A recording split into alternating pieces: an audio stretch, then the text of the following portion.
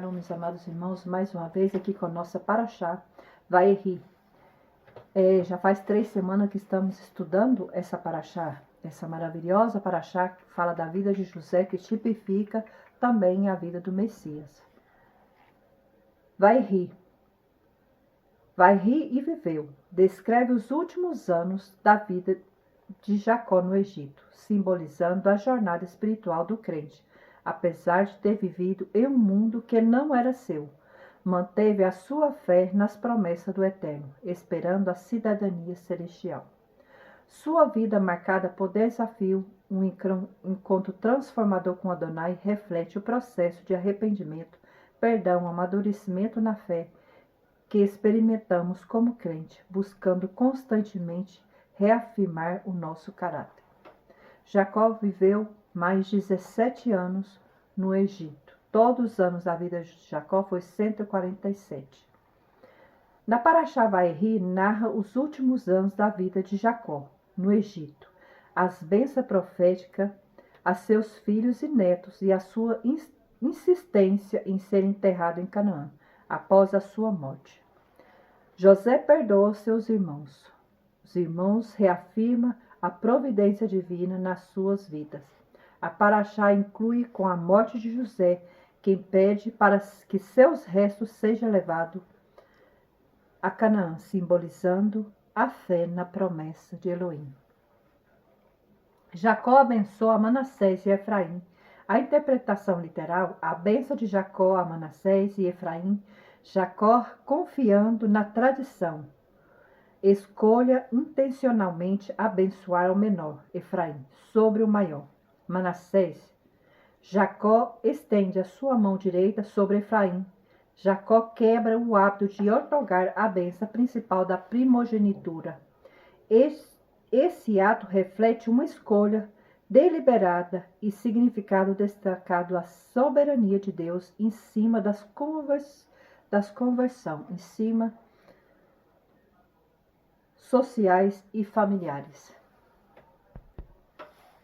Jacó abençoou seus 12 filhos, simbolizando diferentes aspectos de caráter humano, como cada um deve sujeitar à autoridade do Eterno.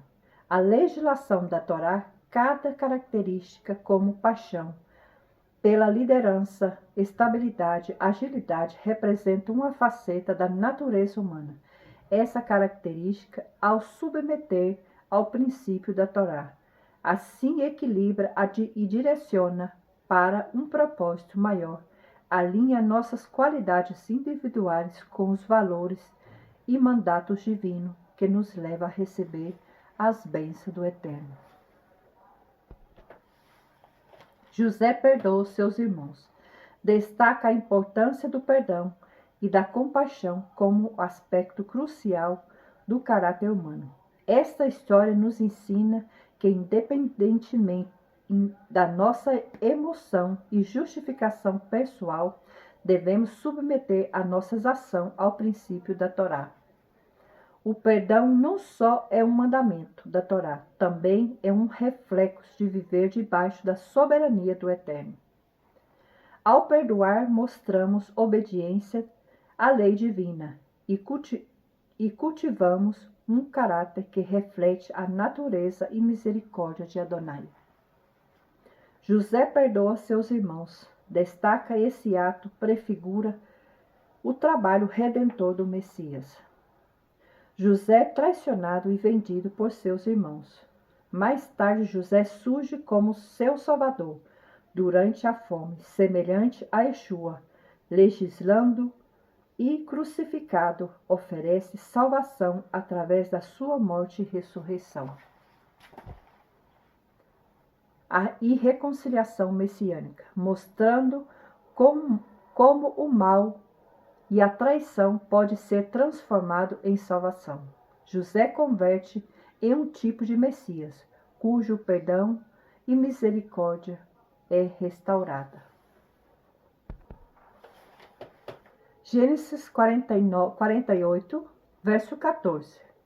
Mas Israel estendeu a sua mão direita e pôs sobre a cabeça de Efraim. ainda que era o menor, e à sua esquerda sobre a cabeça de Manassés, dirigindo as suas mãos avisadamente, ainda que Manassés era o primogênito. Gênesis 49, verso 28. Todas essas são as 12 tribos de Israel. Isso é que lhe falou seu pai quando abençoou a sua bênção. Gênesis 50, 21. Disse José: agora, pois, não temais, eu vos sustentarei, a vós e a vossos meninos. Assim consolou e falou segundo o coração deles. Gênesis 50, verso 20. Vós bem intentaste mal contra mim, porém Elohim tornou em bem, para fazer, como se vê neste dia, para conservar a vida a um povo grande. Então Israel estendeu a sua mão direita e colocou na cabeça de Efraim, que era o menor, e a sua mão esquerda sobre a cabeça de Manassés, que era o maior, colocando assim as duas mãos avisadamente, ainda que Manassés era o primogênito. Jacó abençoa Manassés e Efraim. Gênesis 48, verso 1 ao 22. Jacó, à beira da morte, abençoa os filhos de José. Contrariamente à tradição, coloca a sua mão direita na cabeça de Efraim, o mais pequeno, indicando uma bênção superior. Esse ato quebra uma convenção social, onde o primogênito normalmente recebe a preeminência. Jacó, guiado pela visão divina, escolhe abençoar o mais novo, reforçando a ideia que Elohim muitas vezes elige a bênção de maneira inesperada contra a expectativa humana. Gênesis 49, verso 10. O cedro não se arrebatará de Judá, nem o legislador de entre seus pés, até que venha a Shiló, e eles se congregarão os povos. A ele se congregarão os povos. Jacó bendiz os seus 12 filhos. Gênesis 49, do 1 ao 12. Jacó, na sua cama, reúne os seus filhos para transmitir a bênção profética. Essa bênção reflete o caráter, o destino e o futuro de cada filho e a sua tribo correspondente. A bênção de Judá é importante, prevê que a sua tribo terá autoridade e liderança. O cedro não se afastará de Judá. Essa profecia não apenas aponta a importância política, mas também espiritual, sugerindo uma conexão com a Torá e a futura linha messiânica através da tribo de Judá, porque da tribo de Judá nasceria o Messias Yeshua. Gênesis 50, verso 21. Agora, pois, não temais, eu vos submeterei a vós e a vossos meninos, eu sustentarei a vós e os vossos meninos. Assim consolou e falou segundo o coração deles. Gênesis 50, 15 ao 21. José perdoou seus irmãos. Depois da morte de Jacó, os irmãos de José teve medo, porque eles venderam José como um escravo anos atrás. Os irmãos abordam a José e oferecem ser seus servos, ser seus escravos. No entanto, José, em um ato de profunda misericórdia e compaixão, perdoa os seus irmãos e garante cuidar deles. Reconhece que os seus irmãos atuaram de mal intenção. Elohim utilizou para fazer o bem e preservar muitas vidas durante a fome no Egito e em Canaã. Essa história ressalta a nobreza de José e a providência divina em situações adversas. A Parashá Vairi oferece um cerne do livro de Gênesis, destacando a importância da família e do perdão, da providência divina. Jacó e José, duas figuras clave, deixam um legado de fé e reconciliação no meio das provas e tribulação. Esta paraxá também antecipa a preservação do povo de Israel no Egito e o cumprimento das promessas de Elohim. Vai nos lembra que através da fé e da graça divina, mesmo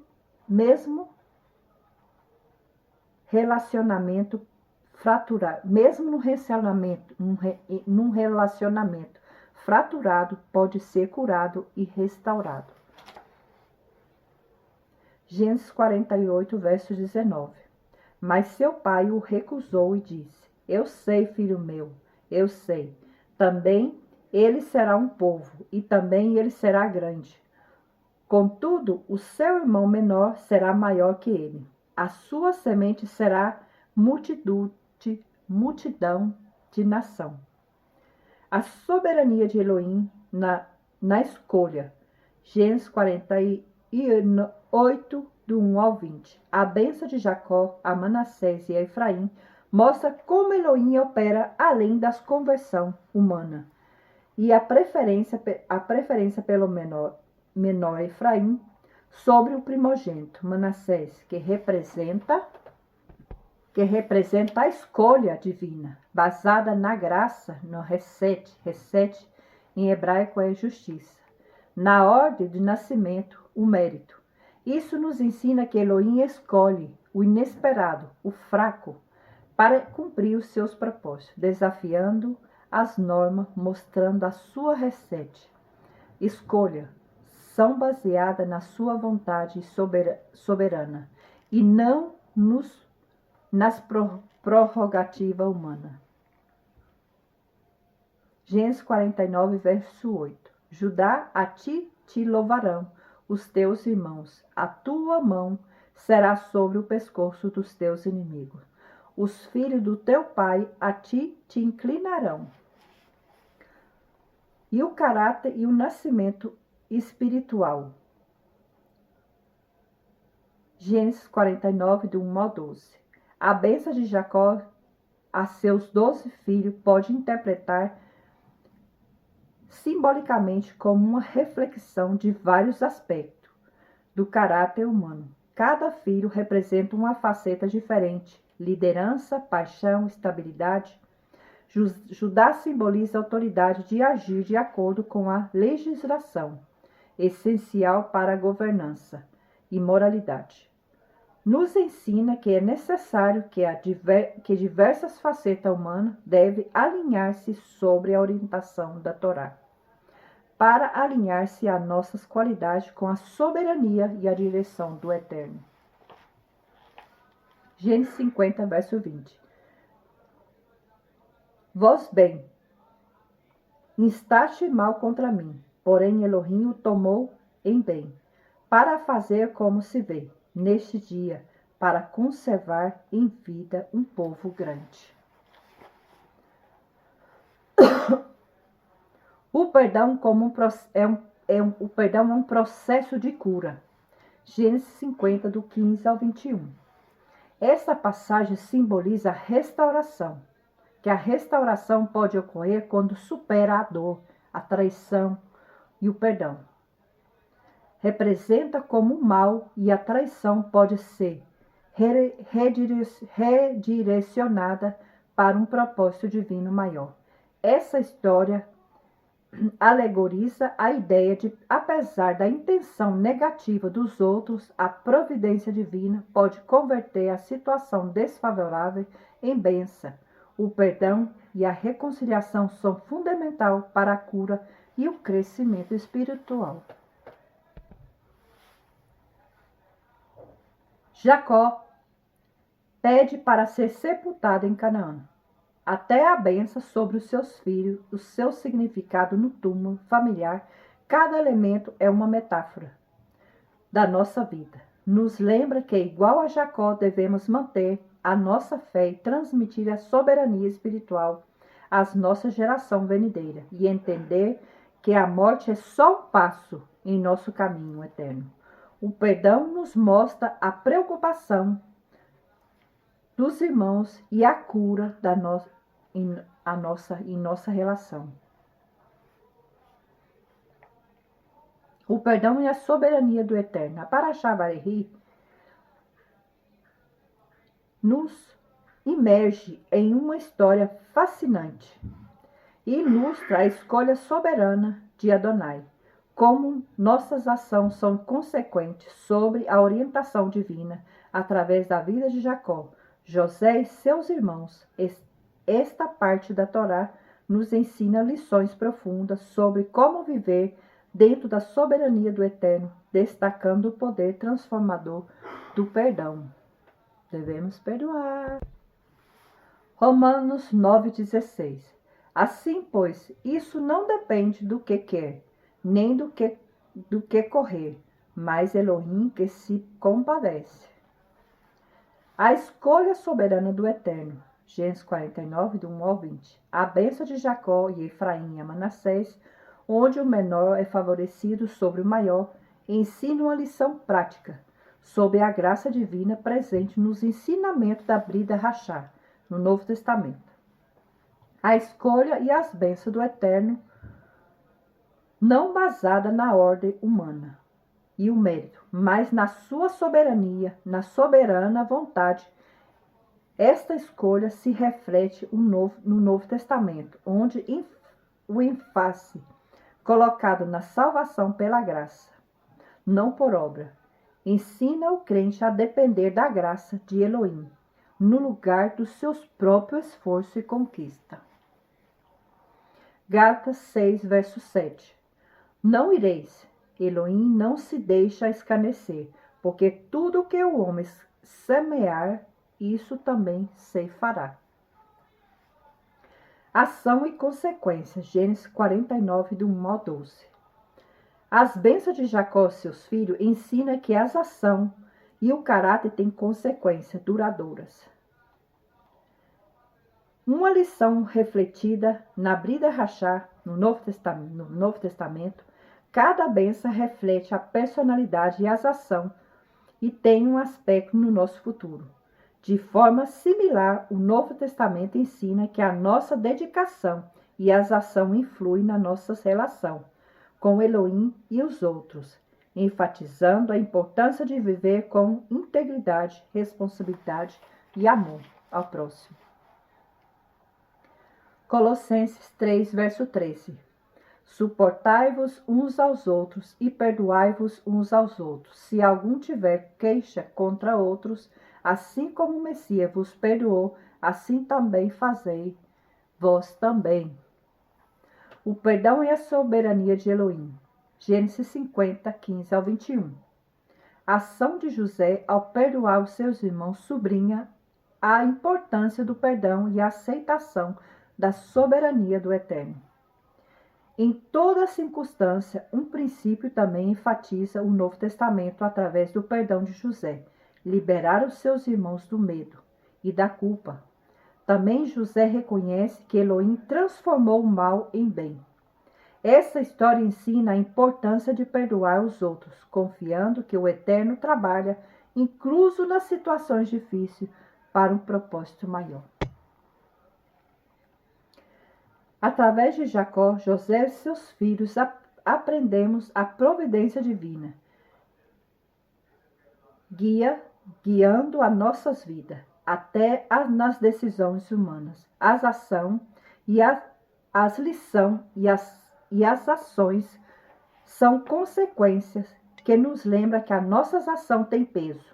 Elohim trabalha através delas, reconciliando a reconciliação de José com seus irmãos destaca o perdão, um presente divino que pode curar relações fraturadas e fortalecer a nossa conexão com o Eterno em nossa travessia espiritual. Efraim é a plenitude dos gentios. A Parashá Varehi é um tesouro de significado messiânico e profético, escondido nas páginas de Gênesis. Através da vida de Jacó, suas bênçãos, seus filhos e a história de José e seus irmãos, podemos vislumbrar a profecia que aponta ao Messias e a sua obra redentora. Esta paraxá nos convida a olhar além das narrativas superficial e descobrir os seus mistérios escondidos. Romanos 11, 25 ao 26.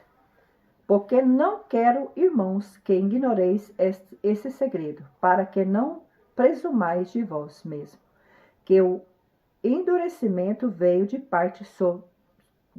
em parte sobre Israel, até que a plenitude dos gentios haja entrado. E assim todo Israel será salvo, como está escrito: de Sião virá o libertador, e desviará de Jacó a impiedade. E Efraim e a plenitude dos gentios. Gênesis 48, do 1 ao 20. A bênção de Jacó, onde Efraim é chamado Meló Hagoim, plenitude das nações, carrega um significado messiânico profético, de designação, que prefigura a inclusão dos gentios no plano redentor, como descreve Paulo no Novo Testamento. A bênção surgirão através do Messias, não só em Israel, mas também para as nações. Será reunida e redimida. Esse cumprimento vê na era messiânica, onde todo Israel será salvo, incluindo os gentios e judeus, unidos na mesma fé. Mateus 28, verso 18. E chegando-se, Yeshua falou-lhe, dizendo: é-me dado todo o poder no céu e na terra. Shiló é a promessa messiânica, Gênesis 49, do 1 ao 12. Nas bênçãos que recebe Judá, faz menção a Shiló, que leva uma profunda interpretação messiânica. Shiló significa o qual pertence. Esse sugere que a autoridade e a legislação a Torá residirá em Judá até a chegada daquele que lhe pertence, que é uma referência ao Messias da tribo de Judá. O Messias assumirá a autoridade suprema e a capacidade de legislar. Isso se cumpre com a chegada de Yeshua. Depois de ressuscitar, assume autoridade como sumo sacerdote sobre a ordem de Melquisedeque. Colossenses capítulo 1, verso 13 e 14. Suplantai-vos suportando-vos uns aos outros e perdoando-vos uns aos outros. Se alguém tiver queixa contra outro, assim como o Messias vos perdoou, assim fazei vós também. 14. E sobretudo, isso revesti-vos de amor, que é o vínculo da perfeição. O perdão do Messias, Gênesis 50, do 15 ao 21. A história de José perdoando seus irmãos pode interpretar como uma prefiguração messiânica e perfeita. José traicionado e depois levado a uma posição de poder, simbolizando o Messias, que apesar de ser rejeitado e sofrer, ofereceu perdão e a redenção. Esta narrativa antecipa a missão de Yeshua, que é traicionado e crucificado e ressuscitado. E oferece perdão, salvação para toda a humanidade. A atitude de José reflete misericórdia, amor incondicional, característica do Messias.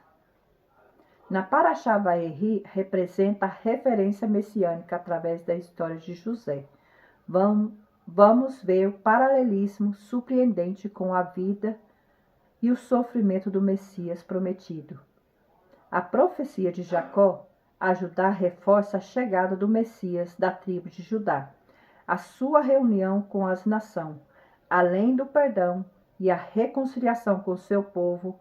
A vida de José nos lembra que é a graça e a salvação que o Messias, no seu infinito amor, oferece à humanidade, restaurando a nossa relação com o Eterno.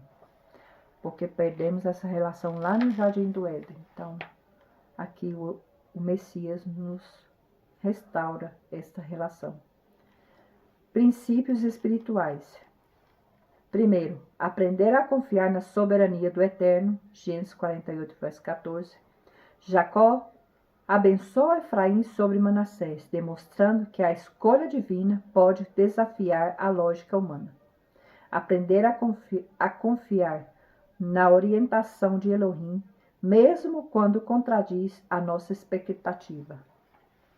Segundo, seja um líder justo e responsável. Na liderança, José demonstra justiça e compreensão, que existe uma autoridade superior a ele, que é Elohim. Esta abordagem permite uma liderança que serve aos outros e eticamente sólida. Devemos perdoar e buscar reconciliação. José perdoou seus irmãos. Gênesis 50 ao 21. Superando o passado e promovendo a reconciliação. Esse ensino nos incita a liberar do rancor e trabalhar na restauração do relacionamento danificado.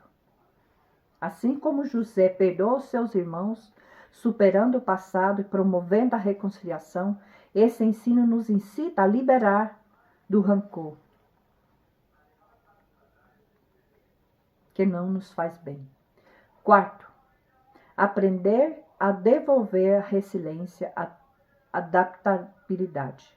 Gênesis 50 ao 20. José reconhece que a adversidade que enfrentou foi utilizada por Elohim para um propósito maior. Essa perspectiva nos ensina a ver os desafios como oportunidade para crescimento e preparação para a vida eterna. O significado em hebraico. Meló. A expressão Meló Hagoim, Meló significa plenitude total, indica plenitude ou abundância. Goim se traduz como nações ou gentios, que significa a linhagem de Efraim, que converterá em uma multidão que não se limita a um grupo étnico, senão que será conformado por todas as nações, que abandone a sua idolatria para seguir a Elohim. Seja enxertado ao povo escolhido, chamado Israel. Só os gentios adotado à família de Abraão, cumprindo a promessa que seria bendita todas as famílias da terra. Gênesis 12, verso 3. O Eterno prometeu a Abraão que todas as famílias da terra seriam benditas. Ali está se cumprindo. Essa frase esta frase presente, ensina o apóstolo Pablo, em Romanos 11, 25, que retorna esse conceito com a frase plenitude dos gentios. Paulo nos fala do endurecimento parcial de Israel até a plenitude dos gentios haja entrado. Logo, todo Israel será salvo. Aqui Paulo se refere a um período em que as nações gentílicas entrará no povo de Elohim, ampliando o conceito de Israel, mas além da fronteira étnica. Esse movimento é facilitado através do Messias e abre o caminho para tanto os judeus como os gentios, seja enxertado no verdadeiro Israel, um povo unido pela fé de Elohim, pela obediência aos seus mandamentos, incluindo os gentios e o povo de Elohim. Não só cumpre a profecia, também reflete o coração íntegro, integrador e amoroso do Eterno, a toda a humanidade. No Gênesis 47, verso 28, Jacó viveu na terra do Egito 17 anos, de sorte que os dias de Jacó e os anos da vinda foram 147. 17 era o número dos anos que tinha José quando saiu de Canaã, vendido pelos seus irmãos. 17 em hebraico é Sheva Ere. E o número 7, Sheva, simboliza que é perfeito, pleno, o número de Deus. Jacó viveu 17 anos no Egito, quando o mundo espiritual simboliza trevas, injustiça, tribulação. Onde estamos vivendo? Somos luz que ainda vivemos em tremendo Egito, ou seja, um menu das trevas que aparece no deserto, gerado pelo pecado.